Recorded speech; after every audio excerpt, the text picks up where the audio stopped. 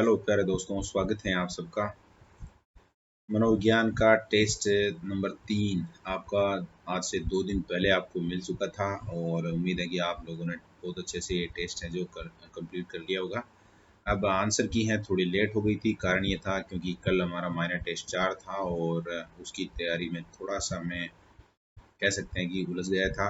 उलझा तो नहीं था, वो ज़रूरी था टेस्ट और ठीक ठाक लेवल पर वो टेस्ट भी रहा है। थोड़ा टफ बन गया था क्योंकि स्कोर से पता चल गया कि वहाँ थोड़ा मामला गड़बड़ है। अब बात करते हैं टेस्ट 3 में। कुछ विद्यार्थियों के मैसेज आ रहे हैं कि उन्होंने बहुत अच्छी तैयारी नहीं कर रखी है, तो ये टेस्ट देने में उनका मन नहीं लग रहा है। तो टेस्ट देने का मतलब भी यही है, मन लगाए, मतलब मन लगेगा नहीं, लगाना पड़ेगा। ये वो प्रश्न है जिनको आपको एज ए प्रश्न ही रट लेना है। इसमें भी लिखा हुआ वैसे सर्वोत्तम प्रकार का सीखना नहीं है, लेकिन ये 1000 प्रश्न है जो आपके लिए एक बेस तैयार कर देंगे आपका। कभी जब आप प्रश्न पढ़ते हो और उसका आंसर पढ़ते हो, एक दो बार अगर आपने देख लिया तो वहाँ पर आपकी स्थिति ऐसी हो जाएगी कि एग्जाम में या फिर जो भी नोट्स पढ़ोगे आप, तो वहाँ समझ में आएगा कि यहाँ से प्रश्न बन सकता है और आपको बहुत अच्छे से उसको याद करने का प्रयास करना है। तो शुरुआत करते हैं पहले प्रश्न से। तो ध्यान से अगर आप सुनेंगे तो भी कुछ ना कुछ तो समझ में आएगा ही। जैसे यहाँ है सर्वोत्तम प्रकार का सीखना, तो अभिग्रहण है, अन्वेषण है, रटना है और अर्थ ग्रहण है। कोई चीज़ है, आप अगर उसका मीनिंग है जो समझ जाते हैं, अर्थ ग्रहण कर लेते हैं, तो फिर वो सबसे बेस्ट वे हो सकता है सीखने का। तो सर्वोत्तम प्रकार सीखने का यहाँ अर्थ ग्रहण को माना जाएगा। नेक्स्ट है जीन पियाजे के अनुसार नैतिक विकास अवस्था, प्रायता, अन्योन्यता का आयु समूह क्या है। तो इनके लिए क्या पूरी जो सारणी रहती है उसको याद करना रहता है। और यहाँ पर जो जीन पियाजे का नैतिक विकास अवस्था में प्रायतता, अन्योन्यता है, वो 5 से 8 वर्ष के अंतर्गत आएगी। अधिगम्य पठार के लिए कौन जिम्मेदार है। तो अधिगम्य पठार का मतलब ये होता है कि जब भी आप सीख रहे हैं लेकिन एक स्थिति ऐसी हो जाती है जब आप बहुत अच्छे से सीख नहीं पा रहे हैं, तो कारण क्या होगा, आप है जो थक गए हैं। थक गए हैं तो निश्चित रूप से वहां पर अधिगम्य पठार की स्थिति आ जाएगी। पठार की स्थिति का मतलब आप सीखते जा रहे हैं, अब ऐसी स्थिति हो गई है, तो वो कारण हो सकता है थकान का। और इसीलिए हमारे जो भी बड़े बुजुर्ग हैं या हमारे शुभ चिंतक हैं वो हमें सलाह देते हैं कि आप सुबह सुबह है जो भी आपका 3-4 घंटे का समय है उसका बहुत अच्छे से यूटिलाइज कीजिए पढ़ने में। उस समय है जो थोड़ा सा थकान कम रहती है। बाद में दिन भर के कामों से शाम के समय जो थकान की स्थिति बनती है, तो शाम को हम कम सीख पाते हैं। इसीलिए शाम के समय आपको पेपर वगैरह हल करने चाहिए। नेक्स्ट है, यदि कोई विद्यार्थी पढ़ना भी नहीं चाहता हो, साथ ही साथ परीक्षा में असफल भी नहीं होना चाहता हो, असफल भी, अरे क्या है, असफल भी होना चाहता है, तो ऐसी परिस्थिति में वह किस संघर्ष का सामना कर रहा है। हालांकि प्रश्न में थोड़ा सा मुझे लगता है कि टाइपिंग मिस्टेक जैसा हो गया होगा, बाकी परिहार परिहार संघर्ष इसका आंसर है। सर्वोत्तम संवेग का तत्व नहीं है। सर्वोत्तम संवेग के अंतर्गत कौन सा नहीं आता है। तो संज्ञानात्मक संवेग का तत्व हो गया, व्यवहारात्मक हो गया, संवेदी, हालांकि नाम उसमें ये आ रहा है लेकिन ये है जो संवेग का तत्व नहीं रहेगा। और दैहिक भी उसके अंतर्गत शामिल किया जा सकता है। अनुकूलित अनुक्रिया सिद्धांत किसके अनुकूलन पर बल देता है। व्यवहार, व्यवहार के अनुकूलन पर बल देता है। अनुकूलित अनुक्रिया सिद्धांत किस पर बल देता है, व्यवहार पर। या तर्क है, इसको अगर टाइपिंग थोड़ा सा ऐसे लग रहा है कि मिस्टेक सा है, चिंतन है, विप्रेरणा है। निम्न में से कौन सा सृजनात्मक प्रक्रिया से संबंधित नहीं है, सृजनात्मक प्रक्रिया से रिलेटेड नहीं है। तो उद्वलन कह सकते हैं, अभिप्रेरणा है वो अलग है, आयोजन है, प्रबोधन है, ये सृजनात्मक प्रक्रिया से रिलेटेड हो सकते हैं। अभिप्रेरणा है वो सृजनात्मक प्रक्रिया से रिलेटेड नहीं है, तो फिर किससे रिलेटेड है। तो इसके दो प्रकार आपने पढ़े होंगे, आंतरिक और बाह्य। और सृजनात्मकता के बजाय बहुत सी बार अभिप्रेरणा में ऐसे होता है कि हम किसी और को कॉपी कर रहे होते हैं। जैसे हम किसी को देखते हैं, उसने बहुत बढ़िया किसी लेवल पे काम किया है, तो उससे हम अभिप्रेरित होकर उस प्रकार का एक्शन लेते हैं, तो फिर वो सृजनात्मक प्रक्रिया से संबंधित नहीं होगा। कहने के अनुसार निम्नलिखित में से कौन से 8 में से 4 अधिगम प्रकारों का सही पदानुक्रमिक क्रम है, यानी कि सही क्रम में जमाना है कहने के अनुसार जो है उसमें। अब इसमें सीधा आंसर ही देखते हैं। बहुविभेदीकरण पहले नंबर पे, संप्रत्यय उसके बाद सिद्धांत और लास्ट में समस्या का समाधान। तो दूसरा जो ऑप्शन है वो इसका आंसर है। नेक्स्ट है, एस आर अधिगम सिद्धांत से संबंध नहीं है। एस आर सिद्धांत से संबंधित कौन सा नहीं है। तो पावलाव तो है, एस आर सिद्धांत, थार्नाइक भी है, स्किनर भी है, ब्रूनर है वो एस आर थ्योरी से रिलेटेड नहीं है। स्टिम्युलेशन रिएक्शन, नेक्स्ट है कौन सी विधि उपागम में समान प्रयोजनों का मापन उनके विकास की विभिन्न अवस्था पर लिया जाता है। तो यहाँ पर जो आंसर होगा समकालीन अध्ययन विधि, वो समान प्रयोजन शब्द आया है, समकालीन अध्ययन विधि आया है। तो इस आधार पे हम जो बात कर सकते हैं कि ये समकालीन अध्ययन विधि है, वो उपागम में समान प्रयोजनों का मापन उनके विकास की विभिन्न अवस्थाओं पर, अब जिस अवस्था पर है उसी को हम समकालीन कहते हैं। नेक्स्ट है कौन सा कथन आदर्श संदर्भित परीक्षण के लिए सत्य नहीं है। तो इसमें जो लास्ट ऑप्शन है छात्र के प्रदर्शन की स्थापित मानदंडों से तुलना की जाती है, ये कभी भी है जो आदर्श संदर्भित परीक्षण के लिए सच नहीं होगा। स्थापित मानदंडों के आधार पर तुलना नहीं होगी। तो फिर क्या होगा, एकीकृत परीक्षण है, मानकीकृत है, उसको इस तरह से स्टैंडर्डाइज करके और उसके बाद ही परीक्षण किया जाता है। स्कोर की तुलना इसके साथ की जाती है कि अन्य ने कैसा प्रदर्शन किया है, और कहा जाता है कि परीक्षण राष्ट्रीय मानदंडों पर आधारित है, ये भी ठीक है। 12वें क्वेश्चन में हमसे पूछा गया है बच्चे के समाजीकरण में परिवार कौन सी भूमिका निभाता है। तो बात है, देखो बच्चे की बात है समाजीकरण किया जाना उसका, और परिवार की भूमिका कौन सी रहेगी। तो रोमांचकारी, गौण और कम महत्वपूर्ण तो नहीं कह सकते, यहाँ शब्द से ही पता चल रहा है। वैसे समाजीकरण में अगर परिवार भूमिका निभाता है तो मुख्य भूमिका रहेगी, क्योंकि बालक पर सबसे ज़्यादा जो प्रभाव पड़ेगा उसके परिवार के लोगों का पड़ेगा। उनकी सामाजिक कुशलताएं किस प्रकार की हैं वो बहुत आगे प्रभावित करने वाली है उसको। नेक्स्ट है यदि बाह्य प्रेरणा एक अंत की युक्ति है तो आंतरिक प्रेरणा क्या होगी।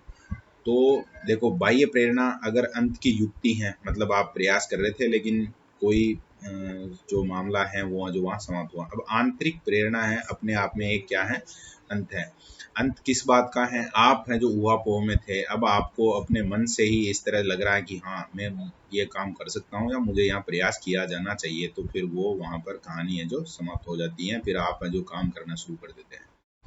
कौन सा एक अर्जित अभिप्रेरक का उदाहरण नहीं है, ये पूछा गया है। तो अभिवृत्ति, रुचि और जिज्ञासा, ये तीनों हैं जो अर्जित किए जा सकते हैं। भूख है जो अर्जित नहीं है, भूख आंतरिक अभिप्रेरणा के अंतर्गत आएगी, आंतरिक अभिप्रेरक के रूप में काम करेगी। आगे है दबाव का सामना करने की कौन सी तकनीकें लोन्जारस एवं हॉफमैन द्वारा दी गई हैं। तो यहाँ पर अगर हम बात करें, जैसे पहला है समस्या केंद्रित और दूसरा है समय केंद्रित। बायो फीडबैक इससे रिलेटेड नहीं है, और जब भी इस तरह का ऑप्शन होता है उस समय हमें ध्यान देना होता है, तो यहाँ पर सही हो जाएगा चौथा ऑप्शन, 1 और 2 दोनों, समय केंद्रित और समस्या केंद्रित। नेक्स्ट है रोरसा शाही धब्बा निम्न में से किस श्रेणी में रखा जाता है। तो ये प्रक्षेपी के अंतर्गत आता है, इंक ब्लॉट परीक्षण के नाम से हम जानते हैं जिसको, रोरसा इंक ब्लॉट परीक्षण प्रक्षेपी तकनीक के अंतर्गत आता है। नेक्स्ट 17 नंबर पे है डिसलेक्सिया मस्तिष्क के किस भाग में क्षति के कारण होता है। तो अगर बाईं संकपाली हमारी डैमेज हो जाए, कोई भी व्यक्ति है उसकी, तो फिर वहां पर कौन सी बीमारी की संभावना रहेगी, मतलब कौन सी समस्या आएगी उसको, डिसलेक्सिया, बाईं संकपाली। और नेक्स्ट क्वेश्चन है मेस्लो के श्रेणीबद्ध आवश्यकता प्रारूप में सौंदर्य बोध आवश्यकता का क्या स्थान है। तो बात कर रहे हैं मेस्लो के श्रेणीबद्ध आवश्यकता प्रारूप में सौंदर्यबद्ध आवश्यकता, तो ये 6ठे नंबर पे इसको काउंट किया जाता है, सौंदर्य बोध आवश्यकता को। 19वां प्रश्न है अपना, निम्न में से किसने 7 मूल मानसिक क्षमता का मॉडल दिया था। एल थर्स्टन याद रखेंगे आप, और 7 मूल मानसिकता मॉडल एल थर्स्टन।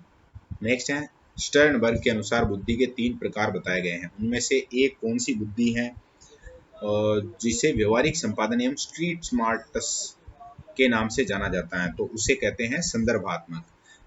स्टर्नबर्ग के अनुसार बुद्धि के 3 प्रकार बताए गए हैं, उनमें से एक संदर्भात्मक बुद्धि है जिसे व्यवहारिक संपादन एवं स्ट्रीट स्मार्ट्स के नाम से जाना जाता है। नेक्स्ट 21 पूछा गया है कौन सा बुद्धि का सिद्धांत संज्ञानात्मक प्रक्रिया पर आधारित है। तो संज्ञानात्मक प्रक्रिया पर आधारित की अगर बात करें, तो जो अभी हम बात कर रहे थे स्टर्नबर्ग के बारे में बात कर रहे थे, उनसे रिलेटेड है स्टर्नबर्ग का त्रितंत्र सिद्धांत, यह है जो संज्ञानात्मक प्रक्रिया पर आधारित है।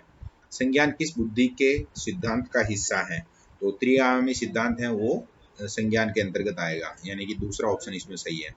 ग्रंथियों के आधार पर व्यक्तित्व के विभिन्न प्रकारों की चर्चा किसने की है। तो केनन है वो बात करते हैं ग्रंथियों के आधार पर वर्गीकरण की। नेक्स्ट है हरकत विकलांगता। लोकोमोटर विकलांगता का मतलब क्या है? हड्डियों, जोड़ों या मांसपेशियों की विकलांगता, इसको क्या कहा जाता है? हरकत विकलांगता। हरकत का मतलब हो गया एक तरीके से जहाँ पर हरकत, इसको क्या कह सकते हैं, मतलब हलचल जहाँ होती है, कुल मिला के हड्डियां, जोड़ों और मांसपेशियों की विकलांगता उसको कहेंगे। और अभी हम नेक्स्ट क्वेश्चन की तरफ मूव करते हैं। अपना 25वां क्वेश्चन है, अंधे बच्चे को पढ़ने के लिए किस युक्ति का प्रयोग करना चाहिए? तो यहाँ जितने नाम हैं उनमें अबेकस हैं, वो अंधे बच्चे को पढ़ने के लिए काम में लिया जा सकता है। वैसे आपने जो ब्रेल लिपि वगैरह इनके बारे में सुना होगा, यहाँ ब्राइले हैं, वो ब्रेल लिपि नहीं है। अब फिलहाल यहाँ जितने हैं उनमें अबेकस उपयोग किया जा सकता है, क्योंकि वो वहाँ जो अंक है उनको आगे पीछे काउंट कर सकता है। नेक्स्ट प्रश्न है अपना, परीक्षण एवं त्रुटि के द्वारा सीखने का सिद्धांत है जो किन्होंने दिया था? तो ये ट्रायल एरर वाला थार्नडाइक का है, ये तो बहुत अच्छे से आपने पढ़ रखा होगा, इसमें थार्नडाइक आंसर हो जाएगा। नेक्स्ट है, नैतिक विकास के कोहलबर्ग सिद्धांत में कितने स्तर हैं? तो नैतिक विकास कोहलबर्ग सिद्धांत में उन्होंने 6 स्तर बताए हैं, यानी कि चौथा ऑप्शन आपका सही हो जाएगा। नेक्स्ट है, सुदृढ़ीकरण सिद्धांत प्रतिपादित किया था? बी एफ स्किनर है, ये बी एफ जैसा लग रहा है, बी एफ स्किनर। नेक्स्ट है, एक गाय के सामने घास के 2 ढेर हैं लेकिन वह फिर भी भूख से मर जाती है, तो गाय के मन में कौन सा संघर्ष था? बहुत सी बार इस तरह की हमारे जीवन में भी संभावनाएं बन जाती हैं, तो उपागम उपागम इसको संघर्ष कहा जाता है। अब जैसे आजकल बहुत सारी वैकेंसीज एक साथ आ गई है, तो बहुत सी बार 2 वैकेंसियां आ गई, और बहुत सी बार विद्यार्थी हैं जो एक में महीने 2 महीने तैयारी करके फिर दूसरी में महीने 2 महीने तैयारी करके दोनों में सिलेक्शन नहीं होता है, तो वो उपागम उपागम संघर्ष उसको कहा जा सकता है। तो हमेशा आप लोगों को प्रयास करना चाहिए, कोई एक एग्जाम पहले टारगेट कीजिए, उसको क्रैक कीजिए, निपटाइए पहले, उसके बाद फिर और कोई भी प्लान है जो आप बना सकते हैं।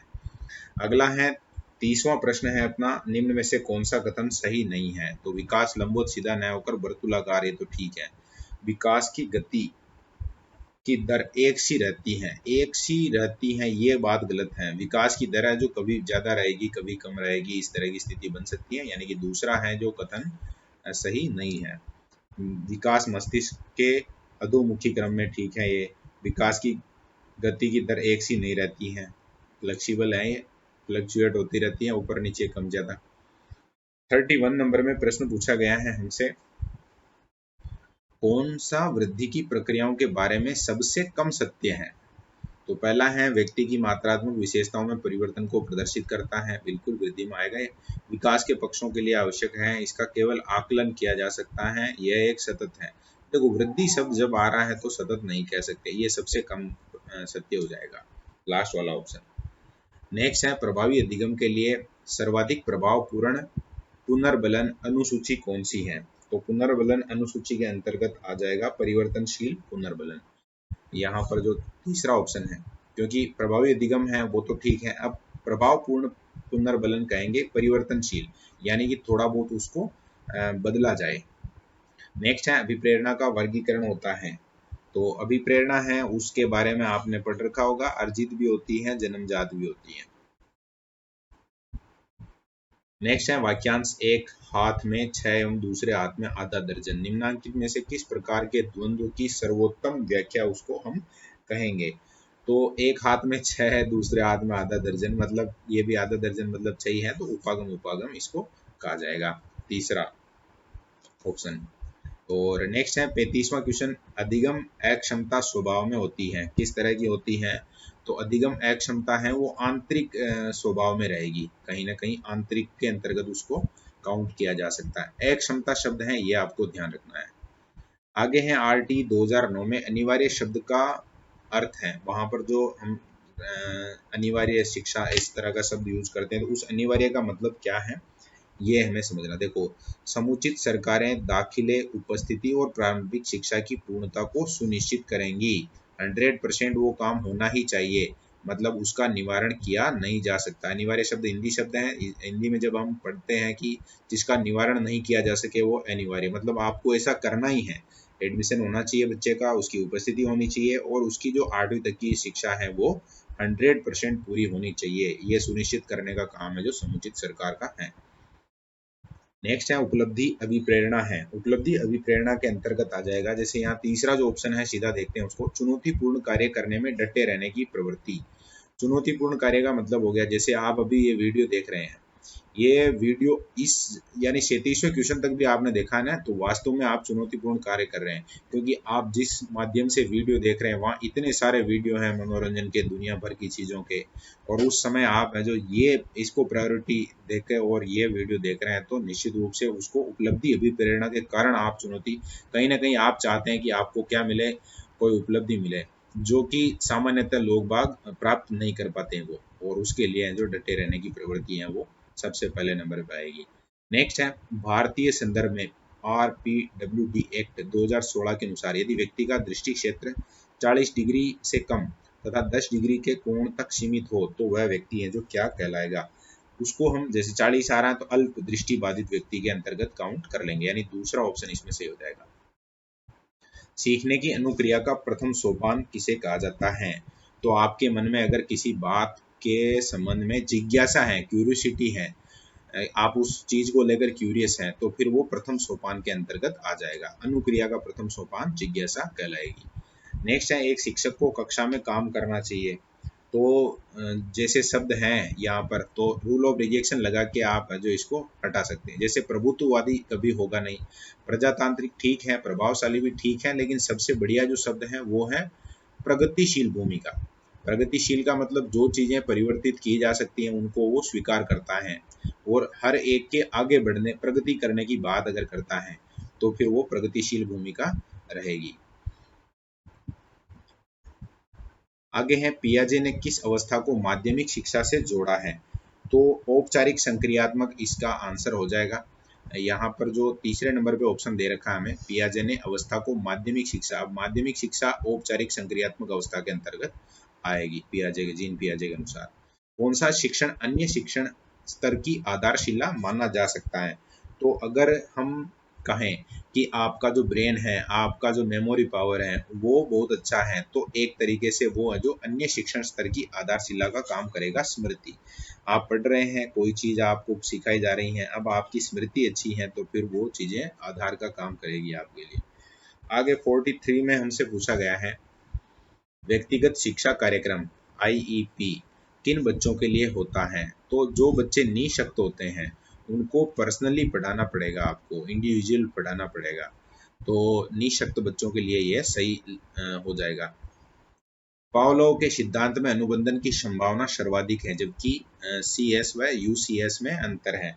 तो पावलोव के बारे में आपने बहुत अच्छे से पढ़ा होगा। अब ये जब भी थोड़ा डीप हम पढ़ेंगे उस समय ये मिलेगा हमें कि पावलोव के सिद्धांत में अनुबंधन की संभावना सबसे ज्यादा रहेगी जब CS और UCS में अंतर वो 4 से 5 सेकंड का हो तब।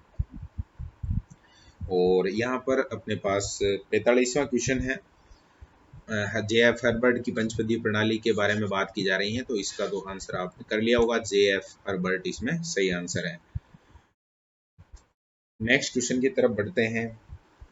नेक्स्ट क्वेश्चन में हमसे पूछा गया है कॉलेज जाने वाली लड़की ने फर्श पर कोट फेंकने की आदत डाल ली। अच्छी बात नहीं है ये। लड़की की मां ने उससे कहा कि कमरे से बाहर जाओ और कोट खूंटी पर टांगो। लड़की अगली बार घर में प्रवेश करती है, कोट को हाथ पर रखकर अलमारी की तरफ जाकर कोट को खूंटी पर टांग देती है। ये किस बात का उदाहरण है। तो किस तरह का अधिगम है कुल मिला के। तो प्रत्यय है, उद्दीपक, अनुक्रिया है, इनमें से कोई नहीं है। श्रृंखलागत अधिगम, क्योंकि एक सीरीज सी बन गई, आना फिर वहां अलमारी के पास जाना और खूंटी पर टांगना, यानी कि श्रृंखलागत अधिगम कहा जाएगा ये। नेक्स्ट है अनुबंधन के गोचर की शुरुआत में थोड़ा शब्द है जो गोचर ही लिखा हुआ। अनुबंधन के गोचर की शुरुआत के द्वारा की गई थी। किसके द्वारा की गई थी। तो अनुबंधन के गोचर की शुरुआत करते हैं पावलोव, यानी कि चौथा ऑप्शन इसमें सही हो जाएगा।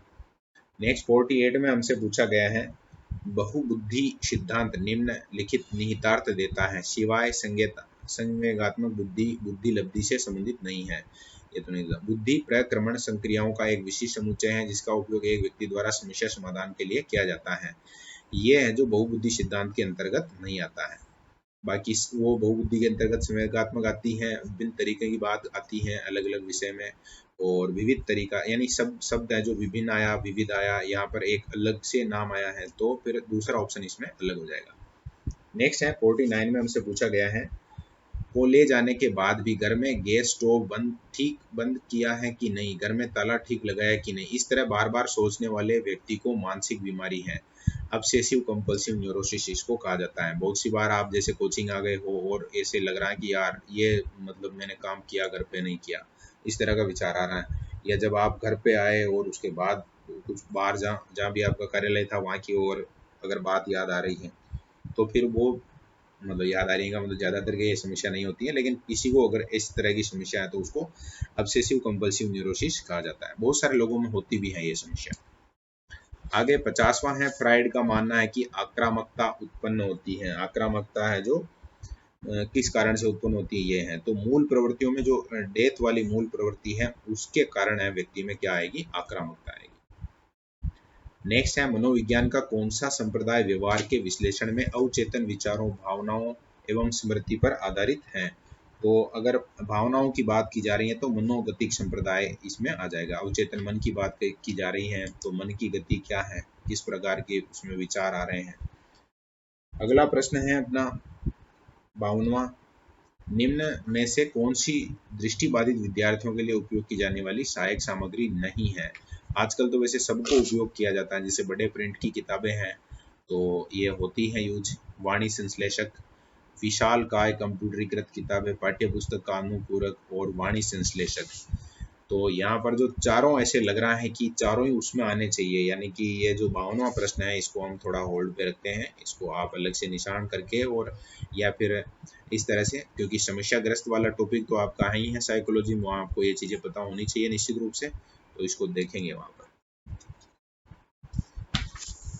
नेक्स्ट है, सीखने की प्रथम अवस्था में सीखने की गति होती है। प्रथम अवस्था में कैसी रहेगी गति, तो जब भी आप कोई भी टॉपिक पढ़ रहे हैं तो शुरुआत में क्योंकि आपको जो नॉलेज है वो एकदम हर चीज़ है जो नई ही मिलेगी तो आपकी स्पीड तेज रहेगी। बाद में बहुत सारी चीज़ें आप जब सीख जाओगे तो फिर धीरे धीरे चीज़ें हैं जो कम, मतलब उसकी जो स्पीड है वो कम होने लग जाएगी, तो तेज इसमें सही उत्तर हो जाएगा। गेम एवं गैंग एज विचारक किस अवस्था, क्रिया अवस्था किस अवस्था को कहा जाता है। तो एक तो होता है गेम यानी खेलेंगे, और गैंग यानी कि उनके पास जो टोली रहेगी, तो बाल्य अवस्था के अंतर्गत ये मतलब कि विचारक क्रिया अवस्था है जो बाल्य अवस्था कहलाएगी। 55वां प्रश्न है, सही कथन का चयन करना है। यहाँ पर सभी सृजनशील व्यक्तियों में उच्च स्तरीय बुद्धिमत्ता होती है, ये जरूरी नहीं है। सभी बुद्धिमान व्यक्ति सृजनशील होते हैं, ये भी जरूरी नहीं है। उच्च बुद्धिमत्ता वाले व्यक्ति में उच्च सृजनशीलता होती है, ये भी जरूरी नहीं है। उच्च सृजनशील व्यक्ति में अधिकांशतः शब्द जब आएगा तब उसको हमें क्या मानना पड़ेगा, सही मानना पड़ेगा। तो यहाँ चौथा ऑप्शन है वो सही है। 56वां प्रश्न है, सृजनात्मक चिंतन के टोरेंट्स परीक्षण में होते हैं। 6 तो शाब्दिक होते हैं, 3 अशाब्दिक परीक्षण होते हैं, ये दूसरा ऑप्शन इसमें सही हो जाएगा। सीबीएसई ने सतत एवं व्यापक मूल्यांकन कब प्रारंभ किया था, तो 2009-10 की बात है ये, जिसको हम क्या कहते हैं, सतत एवं व्यापक मूल्यांकन को सीसीई थोड़ा लिखने में लगा रहा है, कंटिन्यूअस कॉम्प्रेहेंसिव इवोल्यूशन। नेक्स्ट है, अच्छी उपज के लिए अच्छे बीज और अच्छी धरती की आवश्यकता है। वुडवर्थ के अनुसार कथन में धरती किससे संबंधित है, तो अगर धरती की बात करें हम तो उसको कहेंगे बालक का वातावरण। नेक्स्ट है, क्षुधातिशयता किससे संबंधित है, अधिक मात्रा में भोजन। क्षुधा का मतलब भूख होता है, तो इसमें जो तीसरा ऑप्शन है वो सही हो जाएगा। नेक्स्ट है, डाउन सिंड्रोम को यह भी कहा जाता है, मंगोलिज्म भी कहा जाता है, ये पहला ही ऑप्शन इसमें सही हो जाएगा। नेक्स्ट है, डेविड एल्काइल के अनुसार किशोरों में एक विशेष प्रकार का अहम केंद्रवाद होता है जिसमें किशोर स्वयं के अद्वितीय होने का भाव रखता है। क्या बात है, व्यक्तिगत दंत कथा होती है ये उसकी पर्सनल। दंत कथा का मतलब जानते ही हैं कि उसमें रियलिटी की पूरी संभावना नहीं है, लेकिन वो इस तरह की एक स्टोरी इमेजिन कर लेता है, तो व्यक्तिगत दंत कथा उसको कहा जाता है। नेक्स्ट है, छात्रों को रटने को कम करने के लिए कौन सा उपाय सर्वोत्तम है कि वो रटे नहीं, तो उसके लिए आपको सबसे मेन काम करना पड़ेगा, मूल्यांकन विधि में परिवर्तन करना पड़ेगा। क्योंकि आप मूल्यांकन विधि में अगर परिवर्तन करोगे, इस तरह से मूल्यांकन करोगे कि उनको फैक्ट है जो रटके नहीं आने, खुद की समझ से काम करना है, तो फिर वो रटने की प्रक्रिया है जो कम हो जाएगी। RT एक्ट 2009 के अनुसार यदि कक्षा 1 से 8 तक प्रवेशित बालकों की संख्या 200 से ज्यादा हो तो छात्र शिक्षक अनुपात होना चाहिए। अभी रीट में आया हुआ प्रश्न भी है ये, और 200 से अधिक है तो उस समय स्थितियां बनेगी 40:1 की। आगे है मन तरंग को एक रक्षा तंत्र के रूप में वर्गीकृत कर सकते हैं। सही उत्तर का चयन करना, मतलब यहाँ इधर मिलान करना है इनका। कि थोड़ा सा इसको मुझे लगता है कि टाइप करने में लिखने में है जो आगे पीछे कर रखा है। जैसे रक्षात्मक तंत्र व्यक्ति का बचाव करता है तो वो नकारना में आ जाएगा। मन तरंग को एक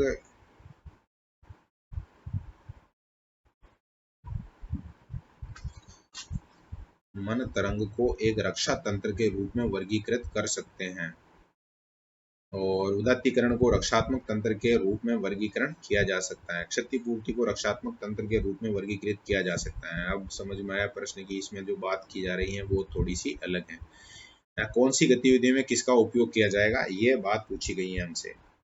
तो यहाँ देखो लास्ट वाला है, समझ में आ रहा है। क्षतिपूर्ति को रक्षात्मक तंत्र के रूप में वर्गीकृत किया जा सकता है, मतलब प्रतिस्थापित किया जा सकता है। इसका मतलब ये हो गया कि लास्ट वाले में, चौथे ऑप्शन में, यानी कि डी वाले में आना चाहिए 3। तो डी वाले में तो 3 सब में आ रहा है। और भी कुछ जगह इसका ये व्यवस्था बैठ सकती है। जैसे तीसरे में देखो उदात्तीकरण को रक्षात्मक तंत्र के रूप में वर्गीकृत किया जा सकता है, तो उदात्तीकरण को भी वहां पर हम मतलब कि एक तरीके से क्लासिफाइड कर देते हैं, और रक्षात्मक तंत्र के रूप में है अगर तो उसको प्रतिस्थापित किया जा सकता है। तो 3 और 3 है यहाँ पर।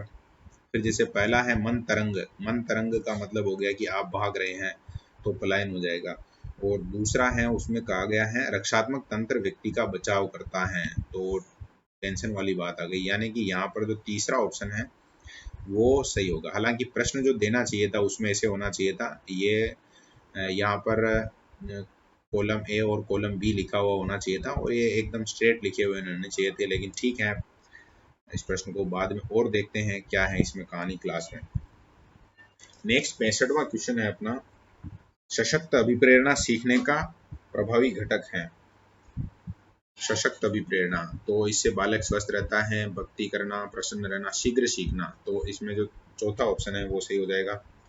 जॉन डीवी ने कहा है विद्यालय एक विशेष वातावरण है। बिल्कुल पहला ही सही है, साधारण नहीं विशेष वातावरण है, और विशेष होने के कारण ही फिर बालक है जो वहाँ सीख पाएगा। स्मृति का अंग कौन सा नहीं है, किसको हम शामिल नहीं करते? अधिगम है, धारणा है, चिंतन है, जो स्मृति के अंग में नहीं आएगा। प्रत्यय भिक्ष, ये भी है। सामाजिक अधिगम प्रारंभ होता है, सामाजिक अधिगम संपर्क से प्रारंभिक होता है। ये प्रश्न जो आपका आया हुआ भी है परीक्षा में, सामाजिक अधिगम वो प्रारंभ होगा आपका किसी व्यक्ति के आप संपर्क में आओगे तो वो सामाजिक समाज के बारे में आप सीखोगे। क्रियात्मक परीक्षाएं उपयोगी हैं किन के लिए? तो क्रियात्मक परीक्षाएं बालकों, निरीक्षरों, गूंगे बहरों सभी के लिए उपयोगी होती है। किसी परीक्षण में कोई व्यक्ति अनेक परीक्षकों द्वारा कॉपी जांचने के बाद समान अंक पाता है तो वह परीक्षण कौन सा है?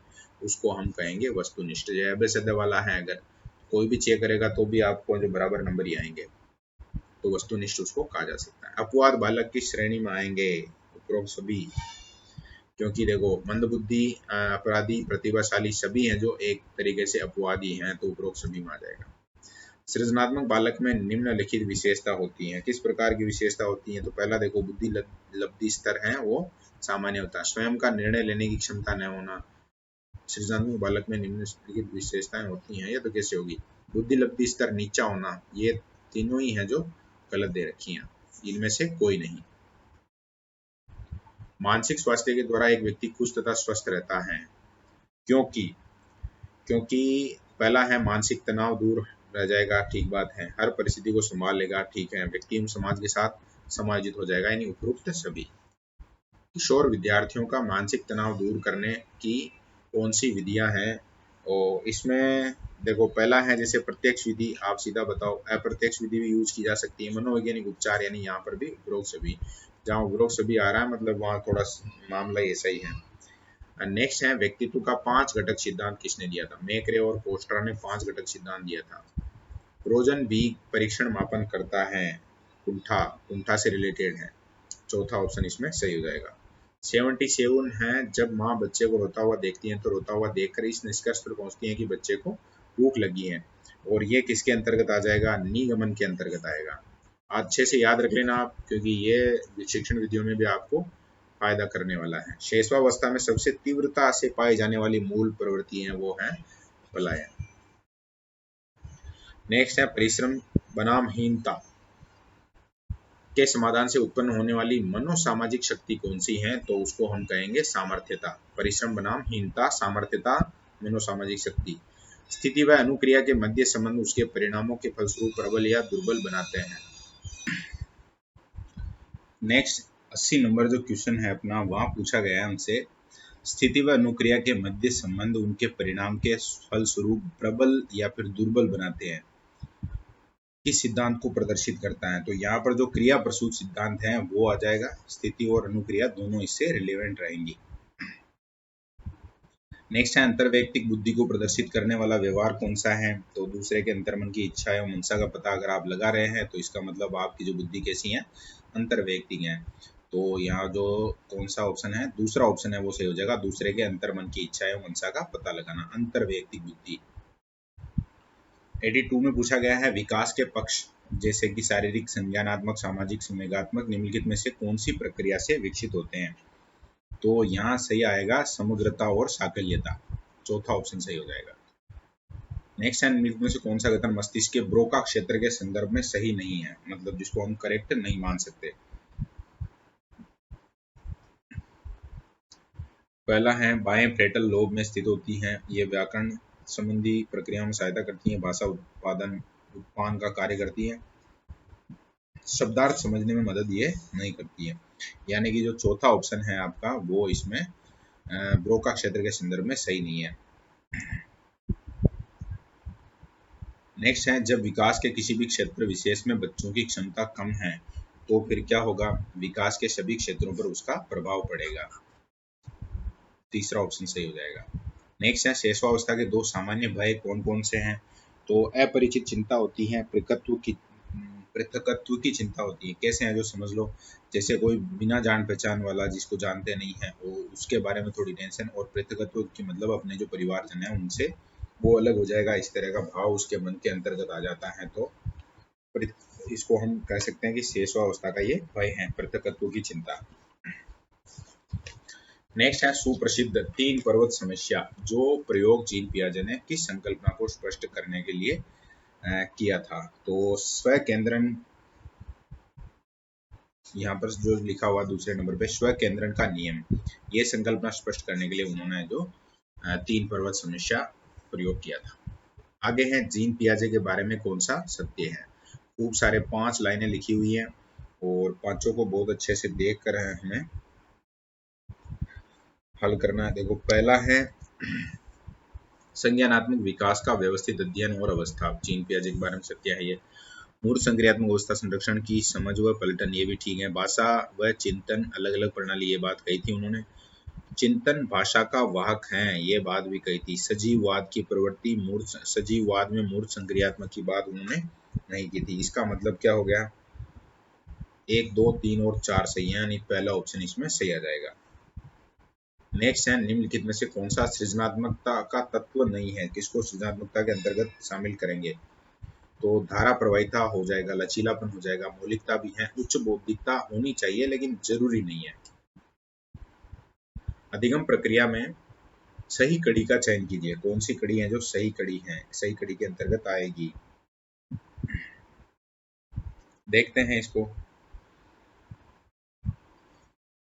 इसमें प्रेरक है सबसे पहले, फिर लक्ष्य है, फिर समायोजन है, फिर चेंजेज है, यानी कि जो तीसरा ऑप्शन है वो सही है, लक्ष्य, प्रेरक, लक्ष्य, समायोजन और परिवर्तन। पियाजे के संज्ञानात्मक विकास के सिद्धांत के अनुसार विकास एक असतत प्रक्रिया है, यानी कि कौन सा ऑप्शन सही हो जाएगा इसमें, दूसरा ऑप्शन।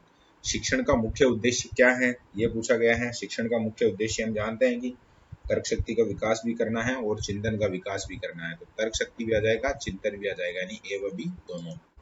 92 में पूछा गया है अधिगम, निम्नलिखित में से अधिगम की कौन सी परिस्थिति बाल केंद्रित शिक्षा पर आधारित नहीं है, मतलब उसको बाल केंद्रित शिक्षा पर आधारित नहीं मान सकते हैं। तो समस्या आधारित हो गया, अन्वेषण हो गया, निर्देशित अन्वेषण हो गया, प्रदर्शन है वो बाल केंद्रित शिक्षा पर आधारित नहीं रहेगा, यानी कि चौथा ऑप्शन है वो इसमें सही हो जाएगा। बुद्धि की योजना, अवधान, भाव, प्रबोधन, सहकारिता, अनुक्रमिक model, planning, attention, stimulation and successive simultaneousness and successive किसके द्वारा प्रदर्शित किया गया है? तो यहाँ पर जो सही उत्तर होगा वो हो जाएगा, देखो जेपी दास भी इससे रिलेटेड हैं, जेके नाग, लिरी भी है, किरबी भी है, यानी उपरोक्त सभी। वैसे ज्यादातर प्रश्न जिनमें उपरोक्त सभी इसमें ये जो हम पेपर दे रहे हैं इसमें आया है वो ज्यादातर में सही भी हुआ है। नेक्स्ट है अध्ययन की दृष्टि से व्यक्तित्व विभिन्नताओं का महत्व। क्या महत्व है? विद्यालय की व्यक्तिगत शिक्षण व्यवस्था, व्यक्तिगत रुचियों के अनुसार गृह कार्य देना, विद्यार्थियों का समरूप समूह का वर्गीकरण, यानी उपरोक्त सभी। तो इसमें भी उपरोक्त सभी ही सही है। बुक के स्थानीय उद्दीपक सिद्धांत, लोकल, थोड़ा सा यहाँ पर ये पढ़ने में जो वैसे थ्योरी लिखा हुआ है ये स्टिमुलेटिव थ्योरी के अनुसार भूख के उत्पत्ति होती हैं। तो फिर यहाँ पर जो सही आंसर है वो दे रखा है, देखो आमाशय की मांसपेशियों के संकुचन होने से हमें पता चलता है कि भूख लग रही है, यानी कि जो तीसरा ऑप्शन है वो इसमें सही उत्तर हो जाएगा। नेक्स्ट है सकारात्मक दंड निम्नलिखित में से कौन सा उदाहरण है? तो मित्रों का उपवास है वो सकारात्मक सजा के रूप में माना जा सकता है। ये तो आपने पढ़ा भी होगा, बहुत सी जगह ये प्रश्न देखने को मिलता है। 97 में हमसे पूछा गया है कि कौन से वैज्ञानिक की यह विचारधारा थी कि बच्चों का संज्ञानात्मक विकास एक ऐसी सामाजिक मध्यस्थ प्रक्रिया है जिसमें बच्चे बड़ों तथा अधिक अनुभवी साथी से पहचान प्राप्त करते हैं। ये बात कही थी वाइगोत्स्की ने, तो इसको आपको याद रखना है। ऋणात्मक प्रबलन का उदाहरण किसको कहेंगे? ट्रैफिक पुलिस द्वारा दुर्घटना से बचने के लिए सीट बेल्ट पहनने पर चालान, तो ये तो उल्टा हो गया। दुखदायी ठंड से बचने के लिए ऊनी कपड़े पहनना, ये हो गया ऋणात्मक प्रबलन। दूसरा ऑप्शन इसमें सही उत्तर हो जाएगा। नेक्स्ट है संवेगों की प्रकृति निम्न में से किस कथन से सही रूप को प्रकट करती है? तो जब तीसरा ऑप्शन सभी को देखते हैं, पहला है कुछ संवेगों का व्यवहारिक पक्ष होता है, संवेग मनुष्य की क्षणिक अवस्था है, ठीक है, संवेगात्मक प्रकटीकरण को अधिगम द्वारा परिवर्तित नहीं कर सकते, प्रत्येक संवेग के साथ एक भावना निहित रहती है, जैसे नवरस हम पढ़ते हैं उनमें सब में, तो ये 1 2 3 4 ऑप्शन है जो सही है। नेक्स्ट है आईबीएम कोऑर्डिनेशन पद्धति का संबंध किससे है? तो यहाँ पर जो सही उत्तर है वो है गर्भावस्था में शिशु की गणित व विज्ञान का ज्ञान, ये क्या कहलाता है? आईबीएम कोऑर्डिनेशन पद्धति से रिलेटेड है ये कुल मिलाकर। तो 100 प्रश्न हो गए हैं। मॉडल पेपर नंबर मनोविज्ञान का जो टेस्ट पेपर था आपका 3rd, ये कंप्लीट है। बहुत सारी चीज़ें ऐसी होगी जो नोट्स में नहीं है, अगर नोट्स में नहीं है तो आपको नोट्स में उनको ऐड करना है। और बिल्कुल भी बाकी विद्यार्थी पढ़ रहे हैं नहीं पढ़ रहे हैं, कितनों को इंटरेस्ट आ रहा है उस पर बिल्कुल ध्यान नहीं देना है। मनोविज्ञान ऐसा विषय है जो हमारे व्यवहारिक जीवन से जुड़ा हुआ है, लेकिन इससे रिलेटेड जो थ्योरीज हैं, इससे रिलेटेड जो साइकोलॉजिस्ट हैं उनके नाम थोड़े से अलग हैं, हमारे परिवेश से रिलेटेड नहीं है वो। इस कारण से दोनों में कोऑर्डिनेशन ला पाना थोड़ा मुश्किल है, और अगर आप लगे रहेंगे, प्रयास करेंगे तो ज़रूर धीरे धीरे चीज़ें जो आसान होती जाएगी। ओके, धन्यवाद।